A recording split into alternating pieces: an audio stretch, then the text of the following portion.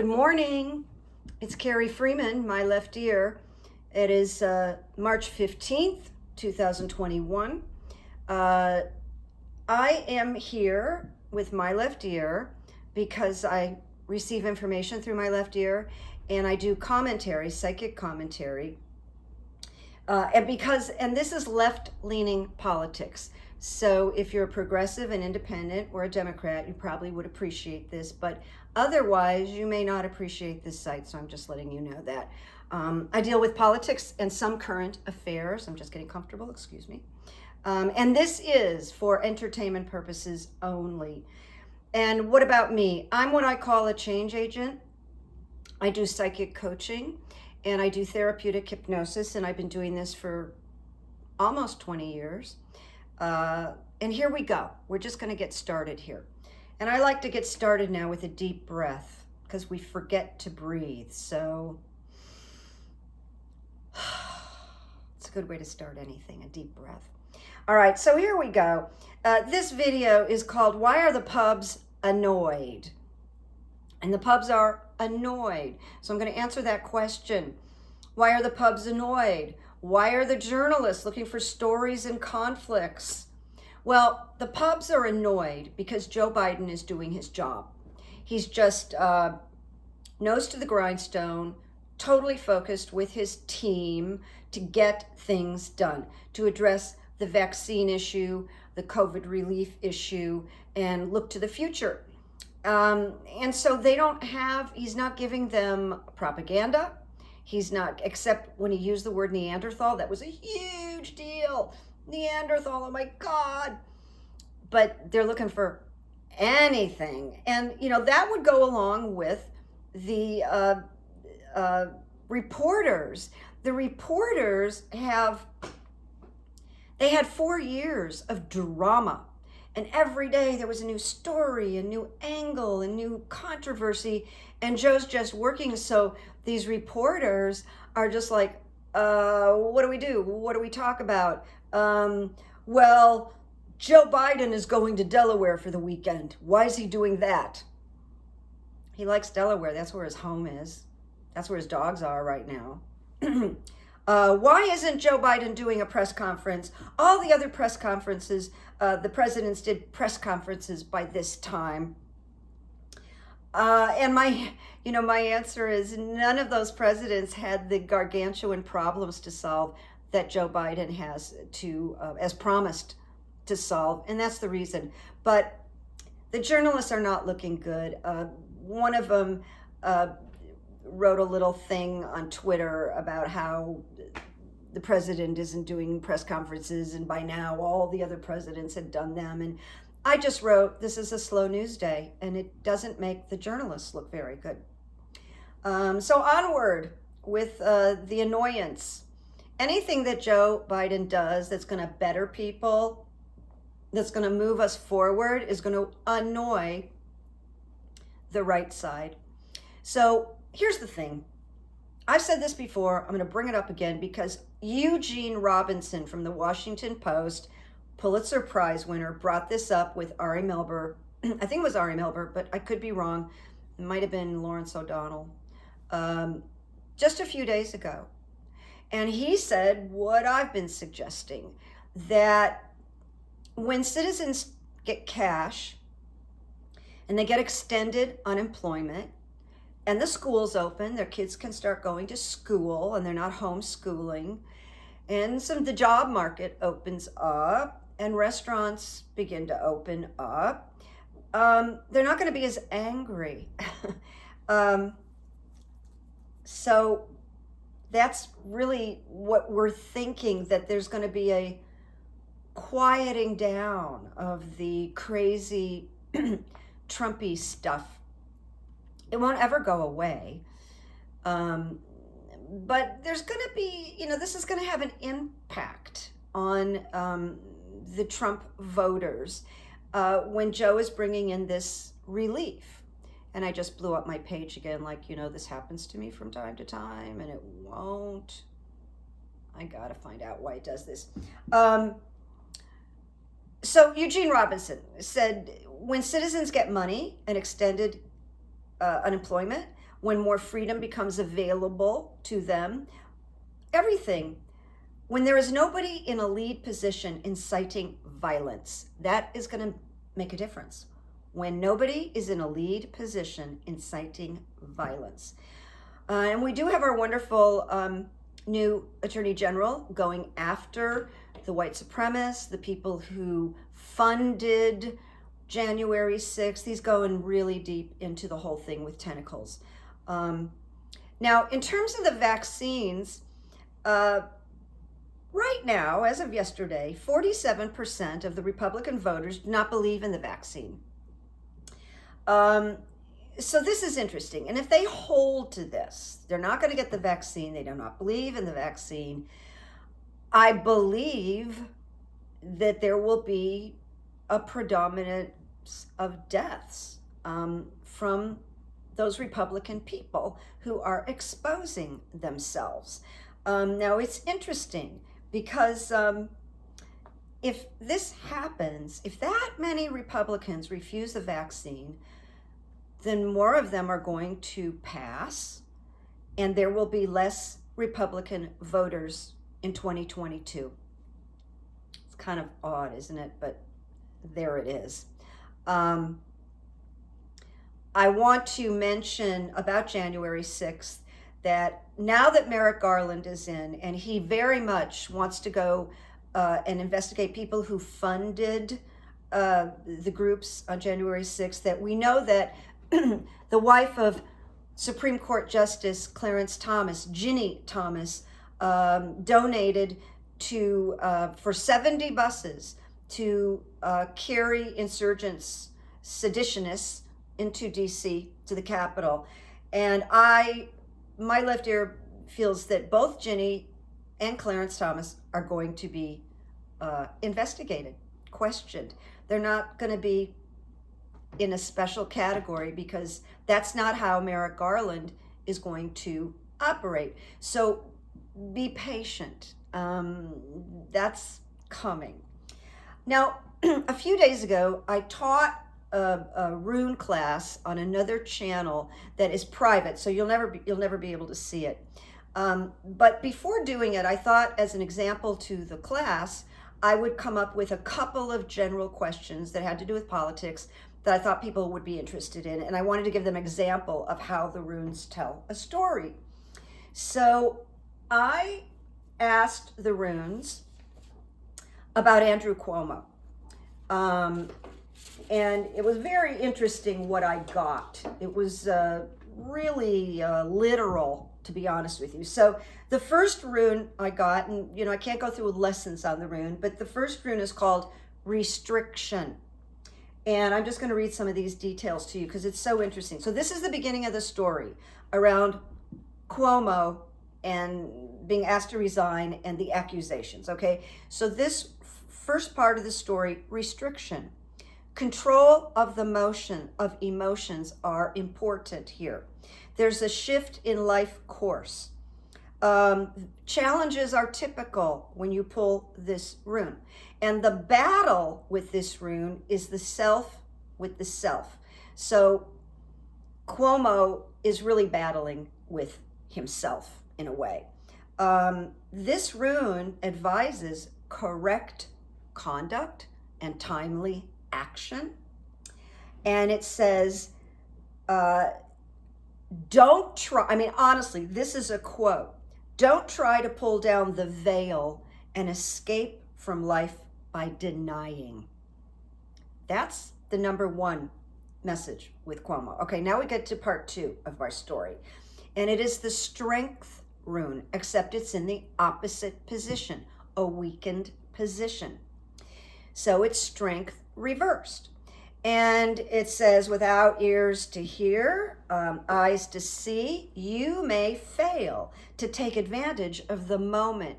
Meaning that he possibly has an opportunity here to really do something authentic, and he doesn't do it.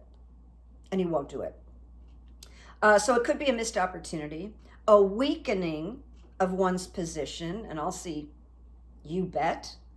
And for those people who are deeply unconscious, and he may be a good person that gets things done, that leads, that runs an office.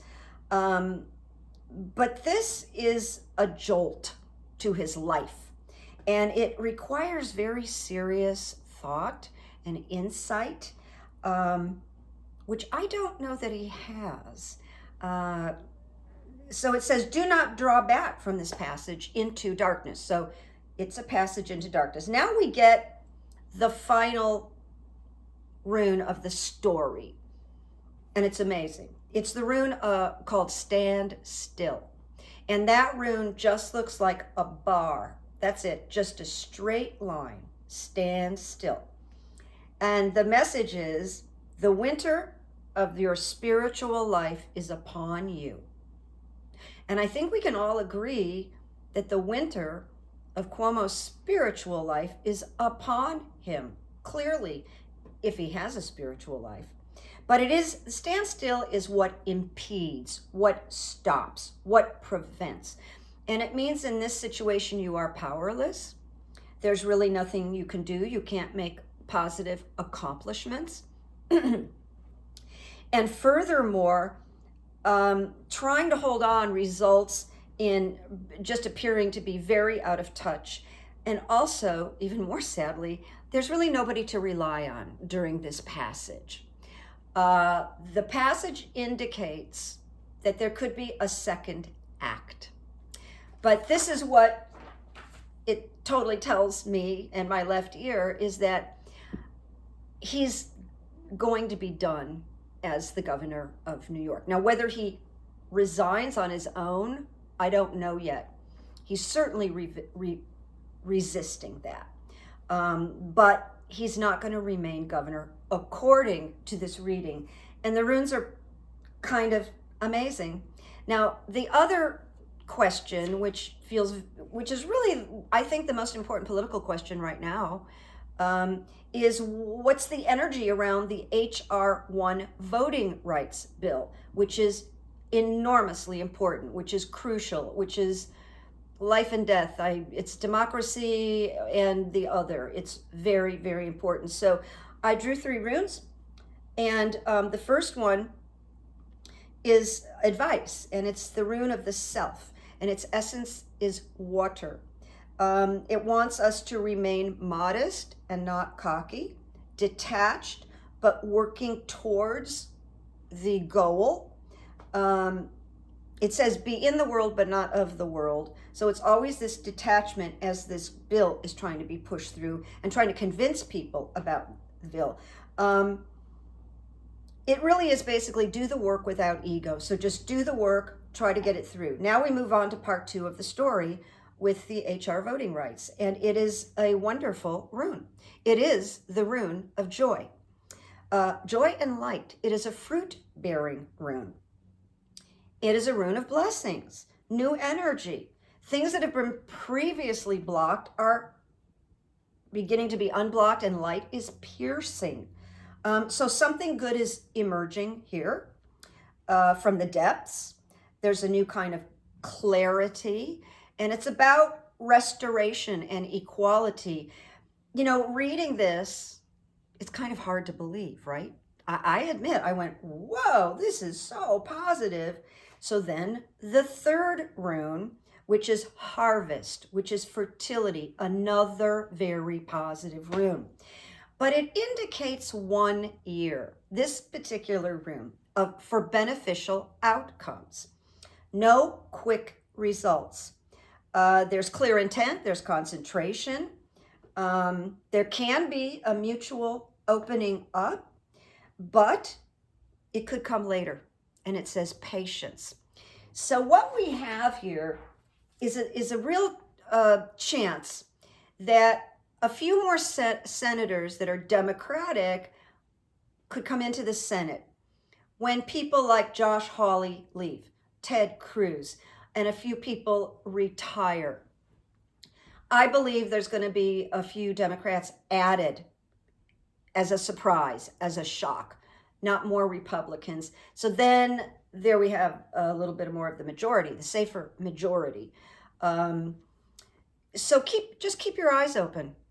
These were very interesting readings, and you see Cuomo was dark, dark, dark.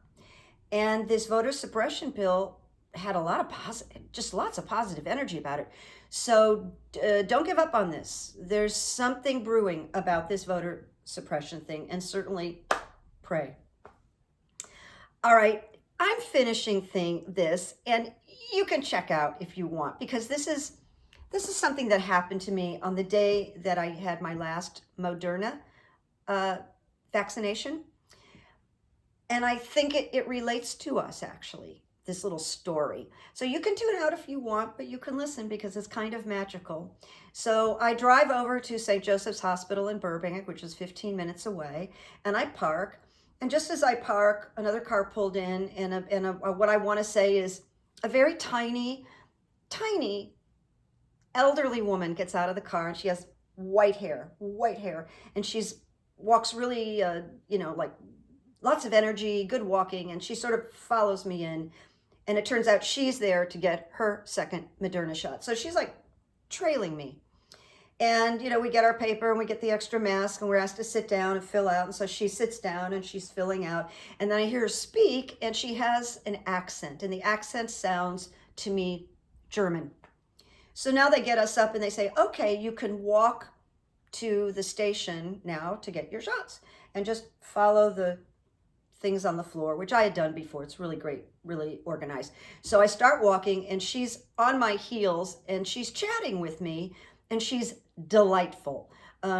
She's just asking me, is this your first shot or your second shot? And we're just going on, and we end up at the place, and we look like we're together, but we're not. And the head nurse or somebody says, are you two together? And I said, no, actually we're not. We just arrived at the same time. So she goes off and gets her shot. I go off and get my shot. And then there's a waiting period for 15 minutes. So there we are in our waiting period. Well, our waiting period ended at the same time. Whoop, we both get up. And now we're walking out together, and she continues to talk. She's very talkative and delightful. And we get outside, and I turned to her and I said, tell me something. Are you German or are you Austrian? Because I love dialects. And she said, I'm German. And I said, oh, half of my entire family comes from Germany. And of course that brought us closer. And she says, oh, I was a child in Nazi Germany, and we had gas 1 hour a day. And my mother would cook for that 1 hour so we could have food. And we had no electricity. And most of the time, we didn't have water. And I got out. I'm like 8 or 9 years old. And I got out. We moved to the States with my brothers. And we all became CPAs. So she made a good life for herself. But this is what she shared with me. She looked right in my face and she said, I'm really scared of what's going on right now. I recognize it. I saw it in Nazi Germany. I'm very, very nervous. I'm very nervous. And she was sharing this with me, and I'm like, oh my heavens. And she said, but I'll tell you something. I am so grateful. Every morning I get into the shower and I say, thank God, I've got water. She said, every day I get into the shower and I thank God for water. So I had this magical connection with this woman. And we got into talking so much that I forgot to ask her name. She forgot to ask me my name, but we bonded like we were from a past life. She was like an angel. She brought this message about Nazi Germany and the suffering. And I just couldn't stop thinking about her. I went home and I tweeted the story in like 3 or 4 sections, and people really responded to it. People got it. That woman was put there. When we parked at the same time, it was as if she recognized me from another life. And it was a very special experience. And I got in the shower this morning and I went, thank God for water. So there you go. Now we're going to get with the quotes, because I didn't want to, well, I did kind of talk a long time, but I didn't want to over talk it today. There's so much more to come. So Biden inspired me for these particular quotes. So the first one I've kind of entitled, this is about Biden, the empath. And the quote is by Margaret Mead, the famous anthropologist. Here's the quote. Helping someone else through difficulty is where civilization starts. We are at our best when we serve others. And this just describes Joe Biden, doesn't it? It really does. And the second one is about Joe Biden, in my mind. It's about the part of him that's organized and methodical and businesslike. It's not just the empath. And this quote is anonymous. You know, maybe someone will hear it and go, oh, I know who said that, but I do not know who said it. So here it goes. A dream written down with a date becomes a goal. A goal broken down into steps becomes a plan. A plan backed by action becomes a reality. And this is how Joe approached all these problems. A goal, get these vaccines out. He named the amount, blah, blah, blah, broken down into steps. He has an incredible team who took on the steps, backed by the actions. Well, they all took the actions. So I just really like these two quotes. And, you know, one is about Biden, the empath, and one is about Biden, the methodical leader. And sometimes methodical doesn't get a good rap, but you can accomplish a lot of things if you're methodical. So there you go. I feel there's a lot ahead. There's some more big news coming, more legal big news, and it will be discussed. I'm certainly aware there are many more things to discuss, but I only come on for like the 20-25 minutes, and I have to choose what I think really resonates and what I think would be fun to deliver to you. So I'm aware that there are other things going on, but not all of them can be addressed. If I was hired for a daily show, oh yeah, don't think that's going to happen, but there it is. So I say, make peace, make blessings, show some good gratitude, be somebody's good evidence, and make sure you notice your good evidence when it falls in your lap. And I say, bye-bye. Have a good week.